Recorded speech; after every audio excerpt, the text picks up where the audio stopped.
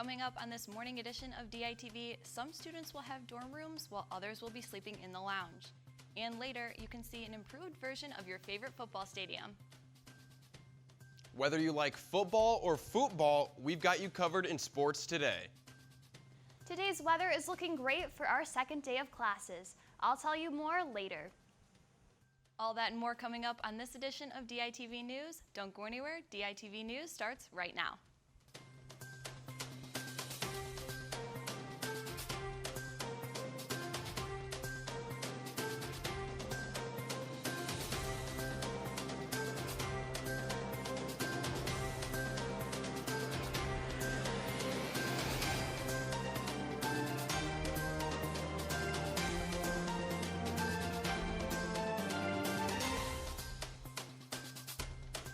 Good morning and thank you for tuning in. I'm Lauren Varell.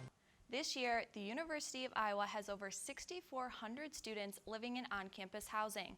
According to the Department of Housing and Dining, several students will be moving into expanded housing to start their year at Iowa. This means that instead of living in a typical dorm room, students will temporarily live in dorm room lounges until spots in dorm rooms open up. The Department of Housing and Dining hopes to find permanent rooms for students in extended housing by midterms.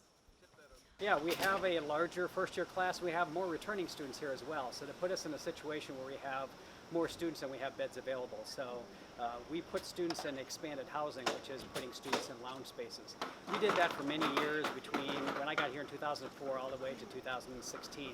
So we're not novices at it, but we just had to change our mindset again and be able to have them prepared. And the custodial staff, the maintenance staff, and the residence education staff did a tremendous job of being able to get everything prepared for our students.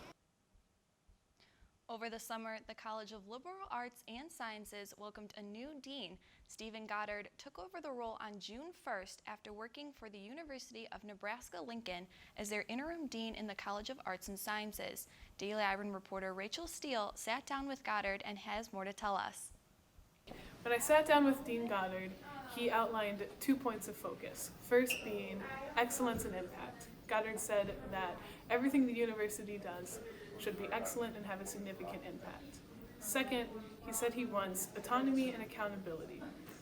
Goddard explained that this means decentralizing power from the college level to the department level in order to ensure success for students.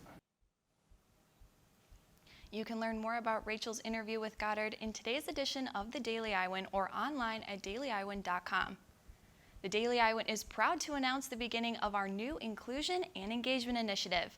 Our goal is to keep news covered by the Daily Iowan inclusive to all identities and backgrounds. These new goals will be overseen by a team of DI staff as well as an outside council of local residents. As we move forward with the initiative, our main focus is to tackle projects involving underrepresented communities. In the future, Daily Iowan plans to host events to get feedback from you, the people. Working with the community keeps our minds open, and we hope to offer Iowa City residents diverse coverage, unbiased information, and honest stories. Speaking of the Daily Iowan, we're also going to keep you updated on today's weather and the updates on the week's weather. So I'm going to go ahead and toss it over to Kate in the weather studio. Today's weather is looking great for our second day of classes. This morning we will have pleasant sunny skies with temperatures in the upper 60s approaching mid to high 70s as we get into the early afternoon. In the evening it will continue to be sunny and temperatures will be in the lower 70s. As we look forward to the first full week of the school year, it looks like temperatures will remain about the same as today, except for a small chance of rain on Thursday, Friday, and Saturday. So you can expect to have a great day walking to class in the sun, Hawkeyes. Fans will flood Kinnick Stadium this weekend for the Iowa football's first game of the season, and some of those fans will be lucky enough to have a brand new view. The $89.9 million renovations to the north end zone are almost done, and we have a special look at the upgrades.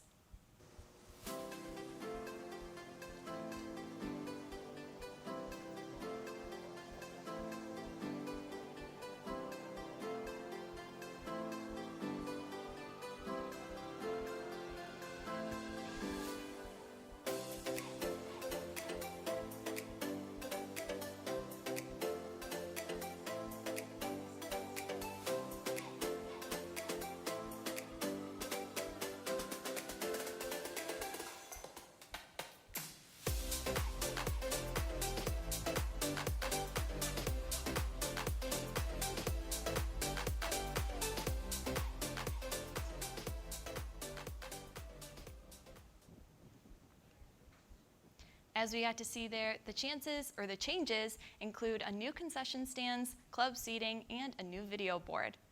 A partnership between the University of Iowa and the Des Moines Area Community College will offer some students financial help for their education. The Noyce Scholarship offers 25 grants to people from underrepresented social groups to help cover education costs. Students looking to study secondary education, math can apply. The applicants who receive a scholarship must agree to work for 2 years in a local district after graduating. The partnership is meant to help math education enrollment at the university while also supporting local education workforces. Speaking of those super cool Kinnick renovations, I'm going to go ahead and toss it over to Kate for all things Hawkeye sports. Thanks, Lauren. Yesterday, we heard from the Iowa offense and how they are getting ready for a solid season.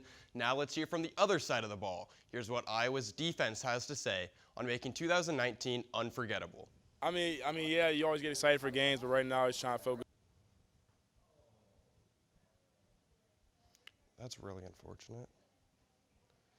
So in order to start this satisfaction, Kirk's Dogs throw down with the Max Miami of Ohio this Saturday night at Kinnick. And after an NCAA tournament run last season, Iowa Field Hockey kicks off their regular season this week, and the excitement for 2019 is pretty clear. Yeah, we had a great year last year, and we're like, the freshmen coming in are like fantastic. They've just transitioned super well.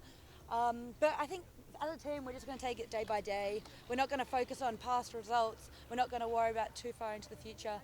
We're just going to do what we have to do, put in the hard work, and see what happens. There's a lot of excitement this year. I mean, we finished the season ranked 7th in the country last year, had some fantastic results, some big wins in some really tough situations, was this close to a Big Ten championship. So, you know, there's a lot of excitement as we really return a core group of people, and we added some great newcomers. So the team's ready. Their commitment was fantastic over the summer, and we really put in a lot of work last spring as a group too. So. The team travels to the Mitten State of Michigan this weekend for a 2018 NCAA tourney rematch with Wake Forest, and also North Carolina for the ACC Big Ten Challenge. Moving a stone's throw away from Grant Field, Iowa soccer came out strong and beat the University of Northern Iowa 6-1 on Sunday. 4 of these goals came in the first half, and 6 different Hawkeyes found the back of the net. Of these half dozen, 3 freshmen notched their first career goals. This win puts Iowa at 2-0 to start the year. Well, to start off, it was really nice. Like, Nat played an awesome ball in, or I think it was Nat, yeah, and then Kaylee just made a great run. They handed it to me on a silver platter, so it was nice to be able to put that away and start off with scoring in the first 10 or so minutes like we did in the other game. You know, we got a good win, got a lot of people playing time, and then I thought created an awful lot of chances and scored off a corner, scored off a throw-in, and scored off a PK, 3 set pieces. That's a pretty good way to go.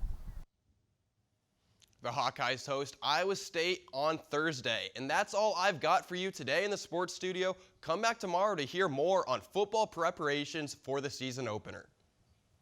After a 76-day journey, a Spanish athlete became the first man to ever cross the Pacific Ocean with only a paddle and some persistence. Antonio De La Rosa set out on June 9th to travel from California to Hawaii aboard a paddle boat. During De La Rosa's 2,500-mile journey, he faced trials from wind, waves, and even a nearby hurricane. He completed his trip after 76 days. De La Rosa hopes to raise awareness for the climate change and ocean pollution through his achievement. That's all we have for you on this Tuesday morning edition of DITV News. Be sure to head over to DailyIowan.com for all your latest news between Monday and Friday. And if that isn't enough for the Daily Iowan for you, be sure to check out the print edition of the news on stands now.